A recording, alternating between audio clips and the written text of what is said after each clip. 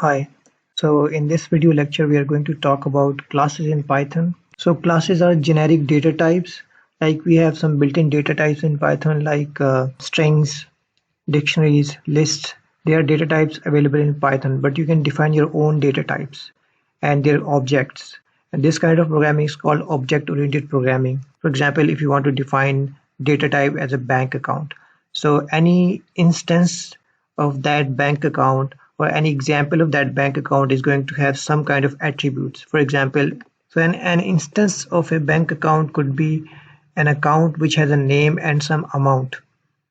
And then you can have some kind of like methods or functions available for that bank account, which are going to calculate certain things. For example, they may calculate profit over the year and these kind of things. So let's get started with defining data types or classes in Python.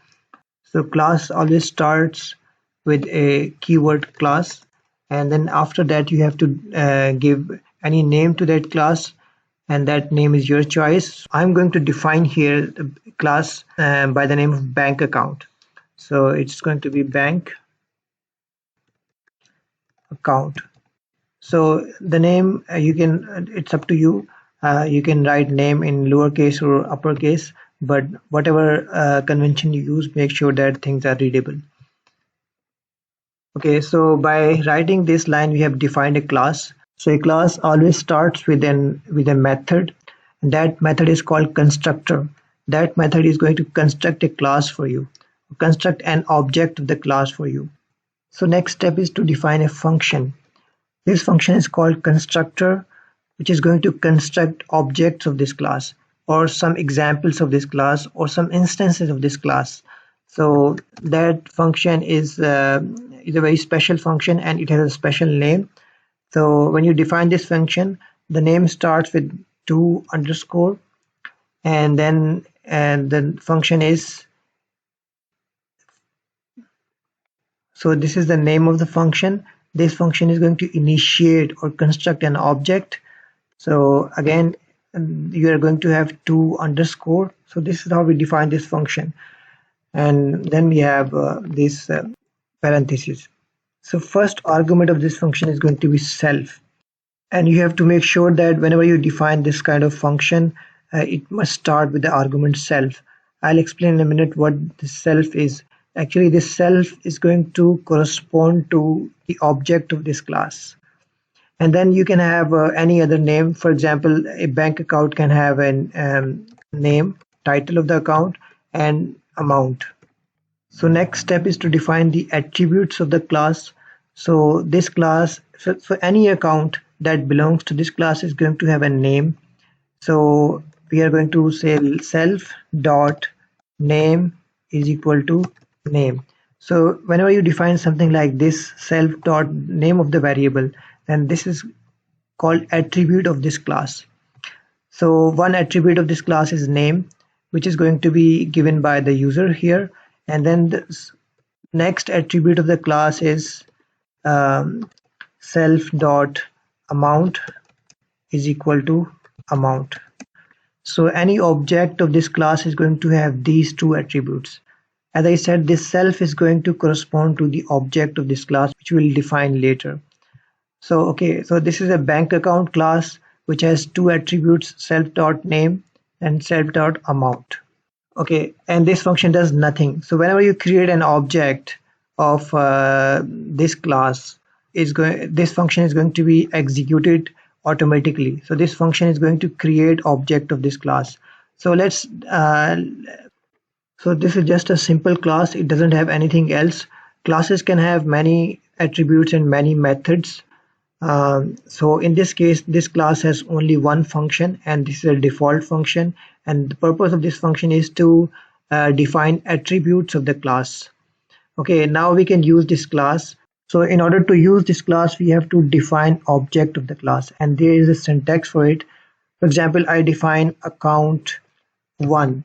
This is just a variable, and this is going to be object of this class. Bank account is a class, and to define this object of this data type bank account or one instance of this class bank account, you have to initiate your object with these two variables, name and amount. You have to leave self. Whenever you're defining an object, you have to look for this function. So when you input here something, that inputs are going to go to this function, this constructor, the function which initiates an object. Okay, so let's say the name is the first variable. I'm going to assign a name, Abdul, and the second is, let's say, this is the amount in my account. So account one, again, this account one is an object of the class bank account, and this is how we initiate an object. This is how we define an object, right? Now this ACC1, this is an example or an instance or an object of this class bank account. When you write dot here, this is going to tell you everything available for this object. For example, this one object has attribute amount, this one object has attribute name, and this one object has this function name. And this is same as with some built-in function in Python. For example, if I define a x is equal to some string, again string is a class, it's a data type. So we have some attributes available for the string, and then we also have some methods available for this string. So for example, now this x is an object of the data type string. So when I say x dot, it's going to tell me everything. The attributes available for this object, like this a is for attribute and f is for function, or methods available for this data type. So there are so many methods and attributes for the class string. So these are the built-in data types. This is how you define the object of a generic class. So your name of the class is bank account, and you have defined one example or one instance of this class is account one, right? And so there are things available for this method. So we have only two things available here, which are attributes, name of self.name and self.account. Okay, so we can use this class here and see how it works. So we'll just comment this part. So in order to use a class defined in a file, you first have to run the file, and then you can directly define object related to this class. Or if you don't want to run it, you have to import file here using import command. Okay, so we have run this file, we can simply define an object. So I'm going to define object of this class, and name of the object is account one, and this is how you define is bank account, and I'm going to initiate this with two variables, Abdul and this amount. Okay, so we have defined this object. Now this object is going to have all the attributes available here, and if there are other methods, we can use those methods for this object. So in this case, in this simple example, we don't have any other methods available here, so we only have attributes. So now if I say a account dot name, because name is the attribute of this class, so what I'm gonna get here, so this self is referring to this object a account one. So account one dot name is just name, and name is this Abdul. So if you run this, you are going to get Abdul. So this account has an attribute name. When you run this, you get the value of that attribute. Similarly, you can get the other attribute of the class, account dot amount. So this is going to give you this amount, because self dot amount is equal to amount, and this amount is what you have passed here in this function. So you get this amount. So this is a kind of template. You can define another account of the same class, another object of the same class, or another instance of the same class. For example, I can say, okay, account 2. This is another instance of I'm defining of the same class, is equal to bank account and then you can have another name, let's say John, and some other amount. So now this account2 is also an instance of this class or an object of this class. Again, you can say account2.name, you will get this name, and account2.amount is going to be this amount. You can also change initially you have defined this name and this account, but you can also change these values. How do you change it? You can say, okay, account to amount, I'm going to change amount to, let's say, 50. So now the amount has changed. You can just call it and you'll see that amount is 50. Initially you had defined amount to be this number and name to be this name, but you can also override these values using this method. Okay, now let's add some few more method to this class. So this method has to be there. This is a default method. If you don't have this method, your object will not be initiated. So now let's define some more methods which you can use to perform certain actions on your object. So I'm defining a new method, and that method is called, I'll give it a name, account detail. So this is a method, account detail, and every method has to have this at least one argument, and that one argument is self, because you are going to use this method on the object you have defined. And I told you that this self refers to the object, let's say for example in this case account2. So you will be using this function or this method for this object. That's why you always have to have this self here. You can have some other arguments if you like. You can have some other argument and that you can pass here, but in this case we just want to have self here. Okay, so account detail is a method which is going to display the details of account, right? So this is our own choice. You can make you can do anything here you want. I just want to print here that details of the account are given below, and then I'm going to print here, print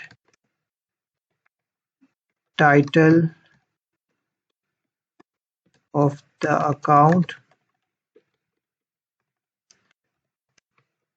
is what is the title? Title of the account is name of the account. So you can have self dot name here. So whatever the value of self.name is going to be printed here. You can see here that we are not passing this value to this function, because anything that starts with self, which has prefix self, is accessible to all the functions in this class. So we don't have to pass that explicitly through this function. Okay, and then you can print that the amount available is equal to this amount, self dot amount. So we have defined one method of this class. Okay, so now let's see how we use methods for an object. Again, let's create an object.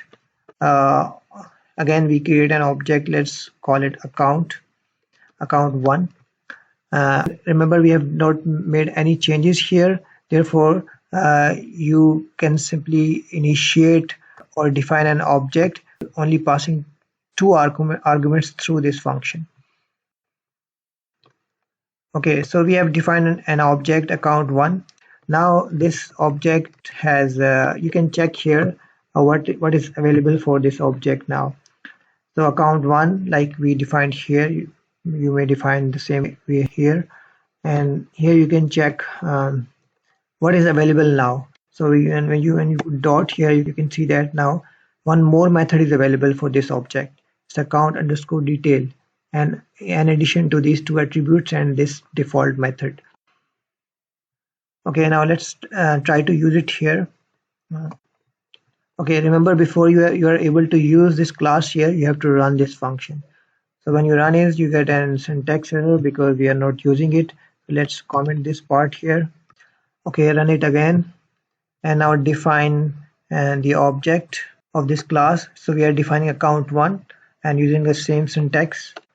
Okay, let's access different attributes available for this object. So first attribute is the name of this object. So you can simply say account1 dot name. So you get the name, which is John, and you can say name dot amount. So you get this amount. Similarly, now you can apply this method to this object account1. How do you apply it? It's very simple, same as using attributes. So account1 dot, now this method is available for this object.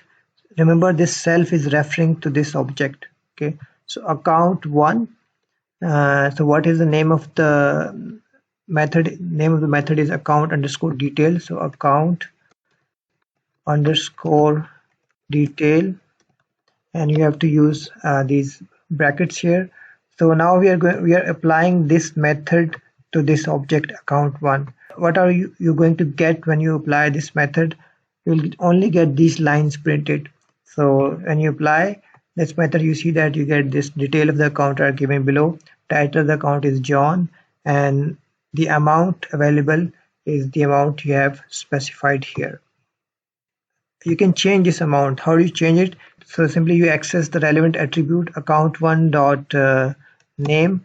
So if you want to change the name, you can say simply the name is the Julia. It has changed the object. Now if you apply this method to this account, you will see that your name has changed. When you apply it, you see that the title of the account is Julia now.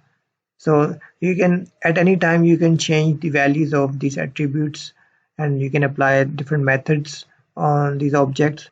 So let's define a new function, and this function is going to calculate and the new amount after 1 year. The new amount is going to be the existing amount plus some profit. Let's say you are going to get 10% profit in your on your capital amount. So I'll give it a name, and the name is going to be, let's call it next year profit underscore profit. Again, this function does not take any input, so the only input you have to pass is self. Okay, so the next year profit is going to be, you can simply print here, print the profit next year is, so what is that profit? It should be this amount, self dot amount, and you multiply this number by 1.1, where the profit is 10% per year. So this is going to be your new amount after 1 year. So this is your new methods. Well, let's try to use this method.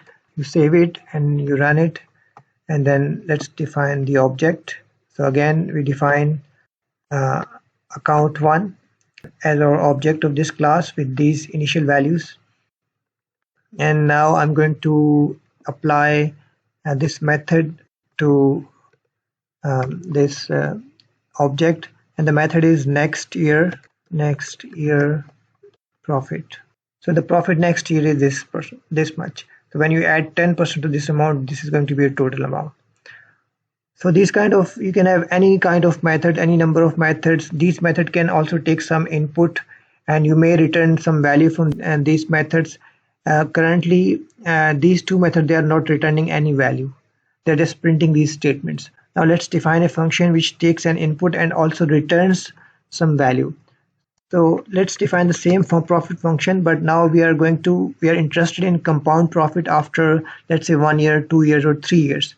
So we are going to tell this method to give us profit after 1 year or 2 year or 3 year.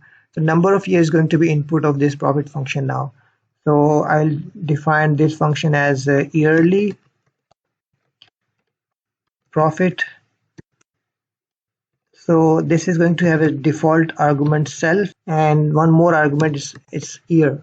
So this is going to tell us whether we are interested in profit after 1 year, 2 year, or 3 year.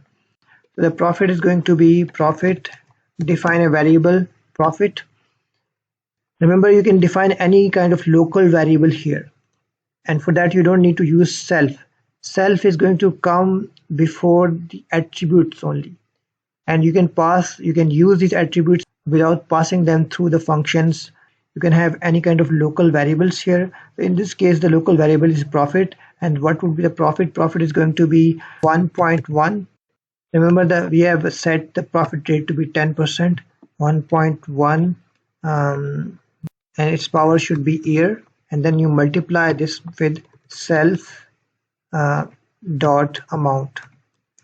So self dot amount is your initial amount, and you are multiplying this by this number 1.1 to the power year.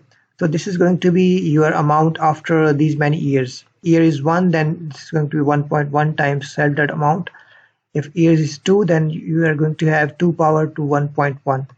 Okay, and what you can do is here is you can say, okay, the after years is this profit, the final value profit. You can also return a value from this function, and that return value is profit, this final answer. So this function it's a method of this class bank account. It's taking one input year, and it's printing this statement, and it's also returning a value which is the profit after these many years. Okay, now let's save it and run it and let's see how we can use it. You may also check here that now what are the things available for this object. If you define your object using this line, and then you can check here what are the things available for this particular object. So we have account details, there is a method available for this object, and we have these two attributes and these three other methods available. We have just defined this yearly underscore profit for this object. Okay, now let's comment this and see how this method works here. Okay, again run your file, and now again define an instance or an object of this class. So now what I want is I want to know what would be the profit after, let's say, 2 or 3 years. So I have to use like this account dot what is the method available is yearly profit. Now yearly profit takes one input, that is year. So if you put 1 here, okay, and there is an error here. Let's see what is the error. Okay, we have to multiply this. Instead of writing dot, we have to write static. So because we are multiplying this number with this number. Okay, let's save it and run it, and then again define the object. So we have defined this object. So we want to apply this method on this object, and the method is yearly underscore profit. So this method takes one input. That input is the number of years. So if you give 1, you get profit after 1 year. The profit after 1 year is, okay, for readability you can just write year here. So save it. Okay, let's run it again, and so we define this object, and we are applying this method on this object, and this method is taking one input, which is 1. So profit after 1 year is this amount, and similarly you can check profit after 3 years is this amount. Total amount after adding 10% profit in 3 years, you get this much amount. So this function is also returning something, and the return is profit. So the purpose of this return is that you can store this value in some variable. So you can say that x this is equal to x. So x is going to have now this value profit, right? So when you press this and when you get the value of x, you see that you get the profit, or the final value, or the value that is being returned by this function here. But if you use this function which does not return anything, and let's see what happens. If we try to return some value from this function, next year profit, or if you would like to store a value from this function to some variable, let's see what it does. So the function name is next year underscore profit. So when you run this, you get this line printed, but nothing has been stored in X. You can print X and see what you get. So it says none. There's nothing in X because we are not returning any value in this function. Okay, so there are another way to use methods available for this class. For example, we have we are applying this next year underscore profit on this object and we get this answer. But you can also pass this object as an argument to this function. That's why we have self here.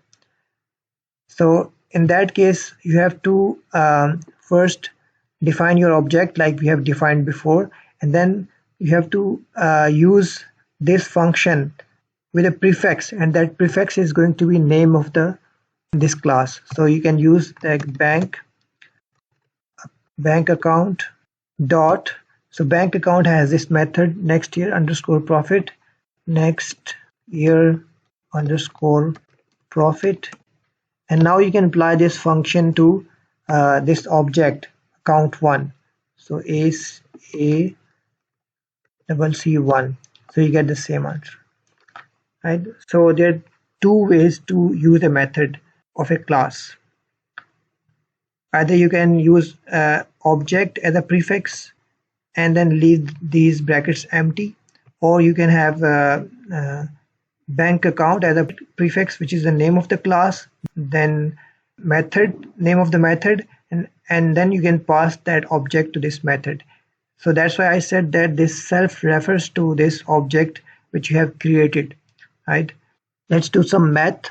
Okay, let's define a new class, and this time this class is going to be a class which is going to calculate for us circumference and areas of a circle. So let's define a class, and I'm going to name this class by circle. Okay, so again, every class should have this method which is called constructor, or the method which initiates the objects or construct the object of this class. So def, and you must have 2 underscore, then initiate, and then 2 underscore, and then it's going to take the first argument and that is going to be self, and then attributes of a circle is going to be radius only, right? You can give a name to the circle, that's up to you, but the most important thing about the circle is its radius. You can just have only one variable as attribute of this class, which is radius. So in order to say that this is an attribute of the class, we have to write self dot radius is equal to radius. Okay, save it. So again, this class does nothing except that it assigns one attribute to this class, which is radius. Okay, now let's define a method. This method is called let's say circumference. Again, this does not take any input self except the object. Okay, so how do we calculate circumference? So for circumference, we need to use value of pi. So the next function that we are going to define is going to calculate area of this circle. So pi is the variable that we are going to use in two functions. So we are going to define that pi here. So pi is equal to 3.141. So this is the variable which is not an attribute of this class, but we want this variable to be available for all functions. That's why we are defining it here outside these functions. Okay, so circumference of the circle is store that circumference in this variable cf. It's going to be 2 times 2 pi r, right? So pi is here now. So in order to use this value in any function, we have to use prefix circle, name of the class, before this value. So this is going to be circle dot pi. Okay, circle dot pi is going to be this value 2 pi r. So what is r? R, the value of r is self dot radius, so multiply by self dot radius. Okay, static, this has to be static, not dot. So we are multiplying 2 with pi, and then we are multiplying this product with the radius, and you can return this here. Return is equal to CF. So this function returns this value, shows some error here. Okay, we cannot have equal to sign here. So this function returns a value which is the circumference of this circle. Now let's define another function which is the area, and it has only one argument as an input, which is self, and area is going to be, let's store that area in A, and this is going to be pi r square. Again, in order to use pi, we have to use this circle prefix for this pi. So circle dot pi r square. So r is self dot radius square, and for square we use like double static. So double static 2. So this is pi r square, and we are going to return this value from this function, which is the area of the circle. Okay, now we have this class which has only one attribute, which is the radius of the circle, and this class has two methods. One method calculates the circumference of the circle, and the other method calculates the area of the circle. So purpose of this class is to tell you how to use a common variable. For example, pi here. If you want to use something like this in all functions, you can make this value available to all functions by using circle prefix before this value. Okay, now let's save it and see here, check here, if we create an object of this class, what are the things available here. So let's say I create an object, and that object is C1, circle 1. And how do we create an object? Now remember, this function which initiates an object of this class, it takes only one input, which is the radius. So in order to create object of this class or an instance of this class, we have to start with the circle, which is the name of the class, and it's going to take only one input, which is radius, unlike this class which is taking two inputs. Okay, so this is going to be some number, let's say the radius is 3. And now you can check here what are the methods available for this class. So C1 is for this object, C1 dot, you can see that there are two functions, area, circumference, and the pi is just one variable, and another attribute is radius, and this constructor function. Okay, now let's save it and run it and use it here. So define a circle as C1, or you can say circle 1 is equal to capital C circle, because the class name has started with capital. You don't have to start name of the class with capital letter, but this is a good convention to start name of the class with capital letter, and name of these functions or method in small letters, so that you can differentiate between name of the class and its methods. So circle, let's initiate this with the radius 6. So now we have this object of the type circle. We can check what are the attributes of this class. So circle 1 dot radius, this is one attribute of this class. Radius is 6, you get 6. You may change it if you want to change it. Now you can change it. It's 4. Now the radius has been changed to 4. Now let's calculate the area of this circle. So you can use this method, circle 1 dot area. So sorry, okay, so you have to use these brackets. So this is going to return area of the circle, which is this variable a. And if you calculate the circumference, you can use this function, circumference. So we get circumference of the circle, Okay, there is no object has no attribute circumference. So okay, there's a spelling error here, circumference. You save it, run it again, and define object again. Okay, so let's change the value, and now we can use this method circumference. So the answer is 25.128. So you can use this class as a template for any circle to calculate circumference and radius. You don't have to write this again and again. You simply have to redefine the value of your object. For example, now you can change the radius. Radius is 5, and you can do the same thing. You can calculate the circumference. You can calculate the area using the area function. So this is the benefit of defining classes. So in all software development, people use object-oriented programming. They define classes and they work with them, because one class can be used to define multiple objects. Okay, now let's define another class.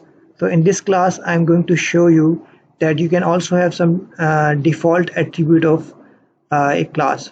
For example, in this case, we have just only 2 attributes, and in order to define an object of this class, you have to give some initial value of these attributes. But you can also have a third attribute here, which can take some default value. So let's define a class here, and this class is going to calculate income tax.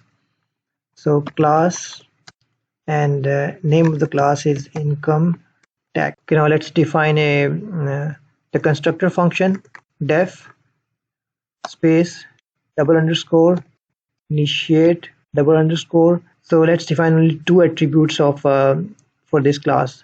One is going to be name, and the other is going to be income. And repeat the same process we did for the 2 classes before. So self dot name is equal to name, and self dot income is equal to income. So we have defined 2 attributes, but we want to have third attribute here, which is going to be a default value. That attribute could be the rate of the tax, right? So self dot rate, let's say the rate of you're going to tax the income amount by 3%, so it's 0.03. so this is default value. So in order to initiate an object, or in order to define an object of this class, you don't have to define rate here, because this is not taking any rate as input in this case. Okay, the self is missing here. Make sure that self is the first input. Okay, now let's define a function which is going to calculate the yearly tax. So yearly underscore tax, this is our name, and this function is going to take input only self. Okay, so what this function is going to do is going to calculate the tax. So yearly tax is let's define a variable tax is equal to self. Okay, self dot amount multiply by self dot rate. So this is going to be, so this value tax is going to be taxed after 1 year. Self dot amount is this amount. Okay, self dot income, this is not amount, it's self dot income, multiply by self dot rate. Self dot rate is 0.03, and self dot income is going to be income, which is going to be given by the user when initiating or defining object of this class. Okay, so we have only two functions here now, 2 methods. So let's return this value here. Return is equal to tax. Okay, save it, and let's define a instance of this class. So I will say my tax is instance of this class or object of this class. How we define it? We have to start with the class name. Income tax is the name of the class, and now we have to pass 2 arguments here, name and income. Let's say the name is Abdul, and income is this amount. So we have defined an object of this type, income tax. So you may check that object has these attributes: name. Okay, so name is Abdul, and income is this amount. Now we want to apply this method on this object. So how do we apply it? We start with the object name dot the method name yearly underscore tax. Okay, so there's an error here. Okay, there is a spelling error, it's year, so let's stick to that. So let's replace this y here. So you get, so this is the amount of tax you have to pay after 1 year, but with the rate of 3%. Let's say if you want to change this rate, how do you change it? Default value is 0.03. So in order to change this value, we have to define some function here. That function is going to change this default value, and you may put some restrictions in that function that the tax rate cannot be greater than 3%. And if somebody tries to change rate of the tax to be more than 3%, then we may not allow that. So we can make such functions here. So let's define a function def, and that function is give it a name new rate, and this function is going to take one input self, and the other variable is going to be new rate of tax. If user wants to give a new rate, so and that name is, let's say, and let's call that variable new rate. So we are going to allow to override this value if the new rate is less than 3% or it's 3%. But if the new rate is greater than 3%, we are not going to allow it. This is how we are going to construct this function. So if new rate is less than or equal to 0.03, then what we are going to say, okay, self dot rate should be overwritten, and we should consider the new rate. So self dot rate is going to take this value if this is less than 0.03 or equal to. But if this is not true, we can have an else statement here that you are not allowed to increase the rate to be more than 3%. So we want to print this. So print, okay, if somebody wants to set to change the rate of tax, that new rate is less than or equal to 3%, we are going to make that changes. So self dot rate is going to take the new value. But if this is not true, then we are going to print this message that you are not allowed to increase the rate of tax to be more than 3%. Okay, now let's save it and run it and see what happens. Okay, so we run it, and then we define an object. Let's call it your tax is equal to income tax, name of the class, and then your name is John and your income is let's say this much amount. Okay, so for first calculate the yearly tax. So your tax is the object, and we are going to apply this method on in this object yearly underscore tax. So this is the value of the tax after 1 year. Now let's say I want to reset the rate of the tax. So for that I have to use this method new rate. So your tax object, and use this new method, new underscore rate, to set a new tax. So this is going to take only one input, new rate, right? And the new rate, let's say I set new rate to be 0.04. Now I'm trying to set the rate to be more than 3%. Let's see what happens. So it says that you are not allowed to increase the rate of the tax to be more than 3%. Now let's try to set the rate of tax to be 2%. Okay, now it's done. It has taken this value, and you may check that. Using this attribute rate. So your tax is your object, and you may access this attribute of this object, which is rate. So you can see that rate is 0.02%. And you can also use this method now. You will see that the tax has been calculated using this new rate. So let's see that. Okay, so yearly tax, your tax, yearly tax. So we are applying this method, yearly tax on your tax. And now since we have updated the rate of tax, we are going to get the new tax according to this rate. So you get this tax. So these are some examples of object-oriented programming in Python, how to define classes, their instances, methods, and attributes. There are many more things about these classes we need to discuss. So this is first lecture in the series of object-oriented programming. So you will be getting few more lecture on the same topics. Thank you.